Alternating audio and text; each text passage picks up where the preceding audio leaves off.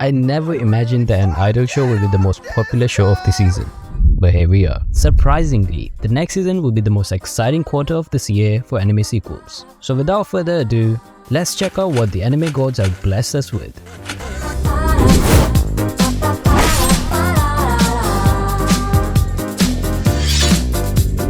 Let's start by talking about the most anticipated anime of the season, Jujutsu Kaisen. The anime will be making a strong comeback after 3 years with its second season. MAPPA will be continuing to give us quality content in exchange of their overworked animators' lives. This season will cover Gojo's past and his life as a student. I believe the second half of the anime will be covering the Shibuya incident arc. The show is listed to be aired for 2 cours, most likely 12 episodes each, with the first episode being broadcasted on July 6th. Bankai. Before October 2022, no one would have guessed that Bleach out of all anime would be getting a sequel, and the quality that we got far exceeded what we expected. Studio Pierrot will be continuing the second course of Bleach Thousand Blood War, which is expected to be aired in July. Another highly anticipated anime, Mushoku Tensei, will be getting a second season. This anime is extremely controversial. Well, understandably so, with its hard-to-like main character, uncomfortable scenes, and most importantly, it's an isekai. Despite all of that, majority of the people love this anime, maybe because every time they see videos, they see themselves in the mirror. Studio Bind will be continuing to animate the show, with the first episode being aired on July 3rd. There was no need for this, but Masamune Kunda Revenge will be getting a second season as well. For those who care, it's an anime which was supposed to be a revenge story turned into a rom-com and then into a harem. Like, money would have been better spent investing in kids or buying Gwyneth Paltrow's vagina candle than animating this season. Like, do not waste your time watching this, trust me. Bungo Stray Dogs will be getting a new season as well, with this being the 5th of the series, getting animated by the one and only Studio Bones in July. I'm low-key impressed because the 4th season just finished in March. Makes me feel better about myself always finishing first. Horimiya Piece, unfortunately, is in a second season. In fact, as we're making this video, not much is known except it appears to be featuring stories that were not adapted in the main anime. Hataraku Mao-sama second season will be getting a second course this season. The season 1 was animated by White Fox Studios, the same studio as Re:Zero, Akame ga Kill, and Steins Gate. It's even till this day is one of the best isekai comedy anime that you can watch. You see, Mao-sama was one of the shows that everyone wished would get a second season, until it actually got one. After 9 long years, season 2 was one of the most unfunny animation made in China, snooze fest, confusing pile of hoopla goobla dog shit that I've ever watched. I wouldn't even waste time watching the trailer of this season. Rent-A-Girlfriend is also getting a 3rd sequel for romance genre fans. I haven't watched this anime yet, but it's highly loved rom-com by everyone. Like, every time I go on Twitter, there's always this one guy trying to defend their favorite waifu from the show. Oh, and the anime will be releasing in July as well. Rurouni Kenshin is finally making a comeback after 25 long-awaited years. The old anime series from 1996 is being readapted into a new animation by Liden Film Studios. The anime is full of intense sword fights, adventure, and some romance. One of the few shows from this season that I'm looking forward to. Imagine you're a noble, living your dream life where the beautiful maid serves and wants to be with you at all times. The only problem? You can't touch her. The Duke of Death and His Maid is a simple fantasy rom-com consisting of 12 episodes, and a new season will be releasing in July.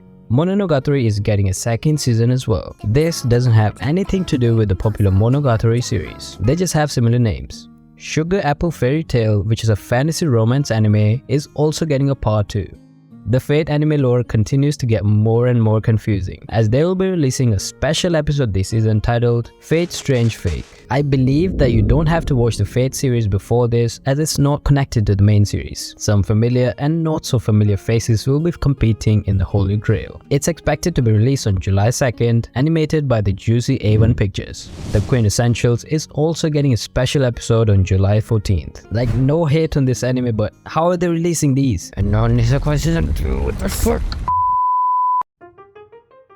Netflix anime is also going strong and releasing 3 sequels. Baki Hanma is getting a second season, with the story finally unfolding the clash between Baki Hanma and his father Yujiro, who's known to be the strongest creature on Earth. The anime will be releasing in 2 parts, with the first being aired on July 26th and the second one airing on 24th of August.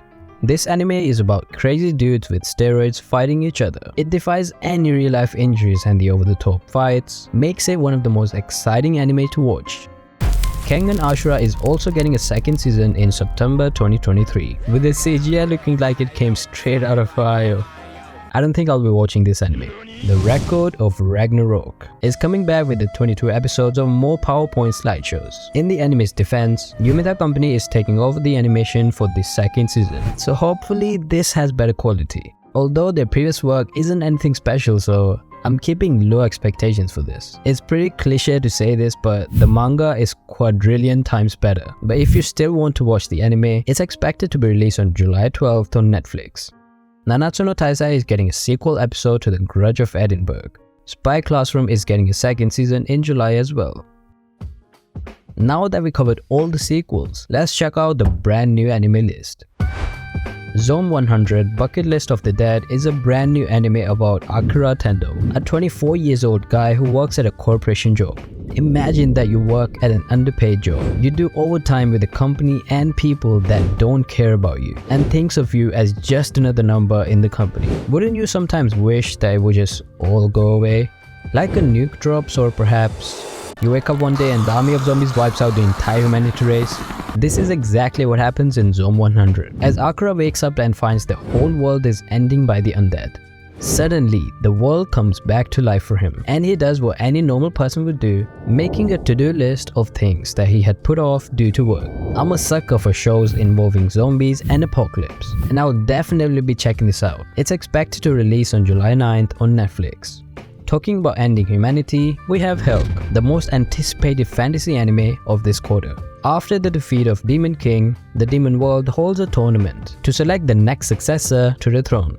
But hold up, there's a sussy imposter among us. With his charisma, Hulk wins over the demon crowd except Red Vermirio, who goes to extreme lengths to investigate his motives. However, what she finds is something that will shock the both demon and the human world. The manga is highly loved by the fans, with some claiming to be better than Berserk, which is honestly stupid, but I'll keep an open mind. The anime is releasing in July 12th by Satellite Studios. The studio has animated a few big hits like Fairy Tail, Hellsing Ultimate, and The World End. This is one of the only isekai anime from this season that I'll be personally watching. A student begins his first year in a prestigious magic school. The school is dangerous at night, and during class we learn how to brew potions and fire spells. If a certain series comes to your mind, then you're totally wrong. This series is called Reign of the Seven Spellblades. It's interesting to see 2 anime in a row inspired by Harry Potter. It has an entertaining plot, and for the sake of spoilers, we won't delve into it further. JC staff will be animating this show in July, and let's just hope that it's half decent than what we got in One Punch Man Season 2. Everdarkness and the Secret Darkness is a well-known JRPG game, which is finally getting an anime adaptation. It appears to be a promotional anime to boost sales for their game, but who says that promotional anime can't be good? Seeing how they push the fan service this hard in just the trailer, I can imagine that this is the only good plot in the anime. Classroom for Heroes is an anime about Blade, a hero who saves the world from the Demon Lord and wants to live an ordinary life as a human. It's a harem anime about him joining an academy while hiding the fact that he's a legendary hero. Coming out in July. I really thought that a boy being reincarnated into a dog and then having sex with his classmate was the weirdest thing that I saw this year.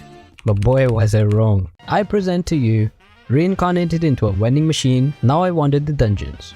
The plot is typical, with dying in a car accident and then waking up into a fantasy world of isekai. But this time it's not an overpowered slime or a skeleton, but it's actually a vending machine. I'm scared to even think what isekai they will make next. This anime will be releasing on July 5th for those who have nothing else to watch.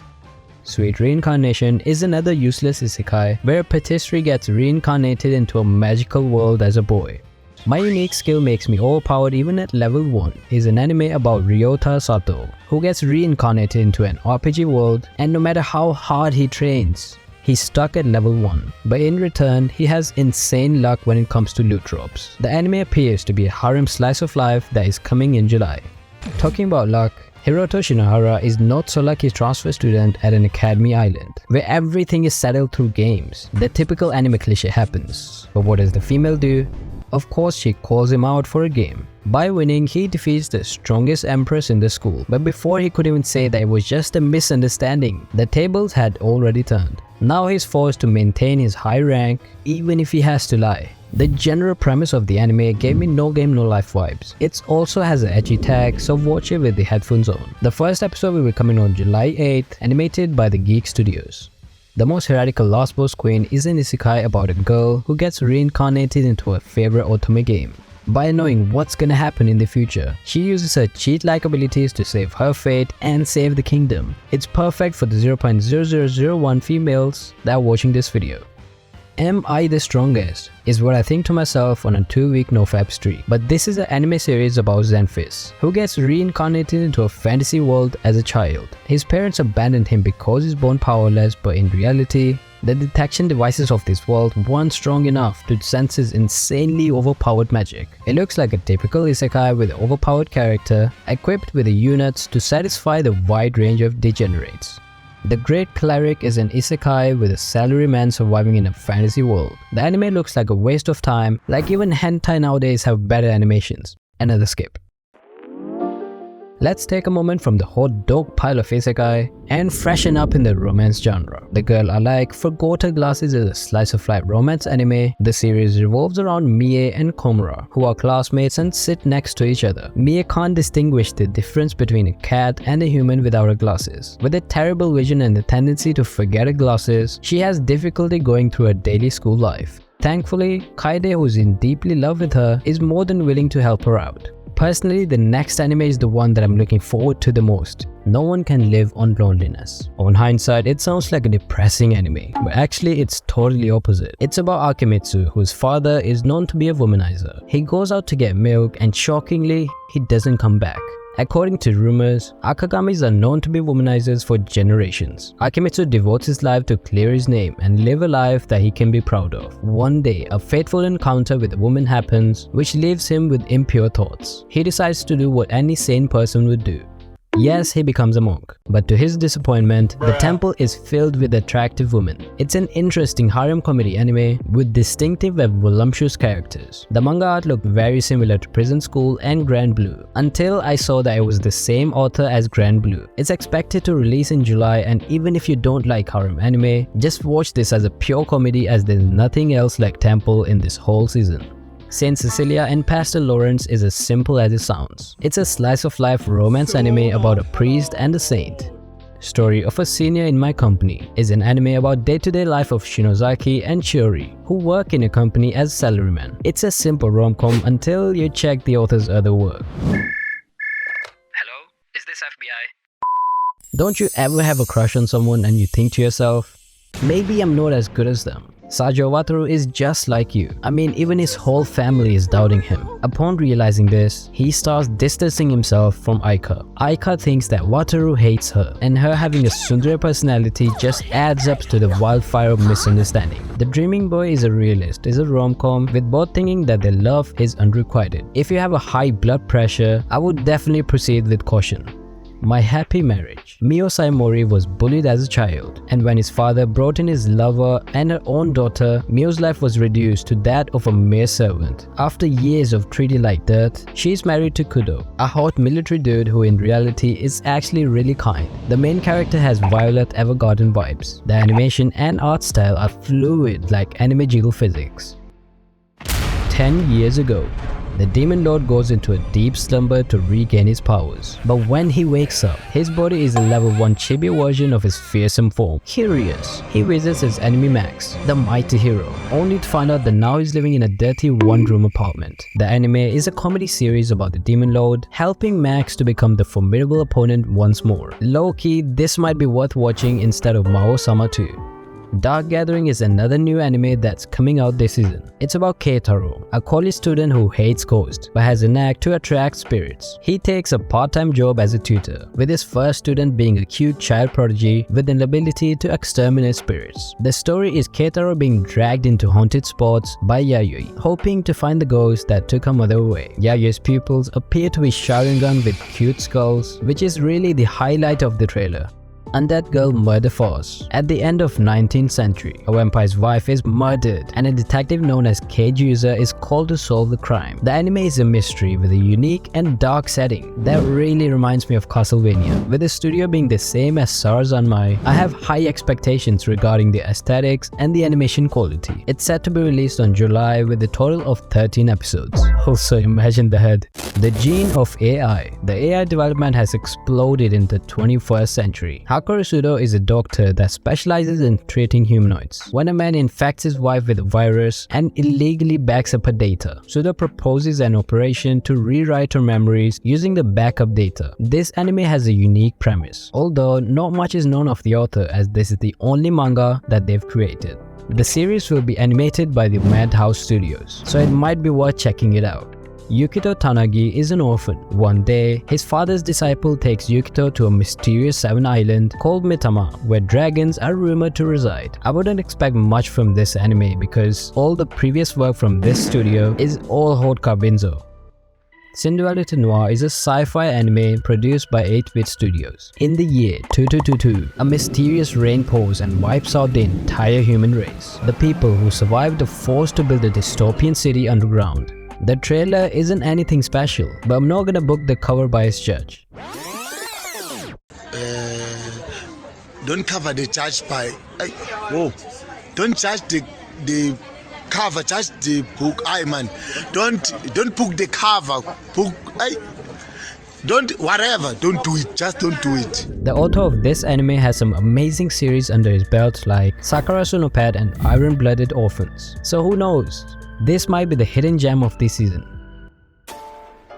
So all in all, there's only a few decent new shows in this season, and the majority of the quarter is filled with sequels. If you enjoyed the video, don't forget to subscribe and smash that like button. Also check out my last video where I explained the 12 demon modes. And see ya.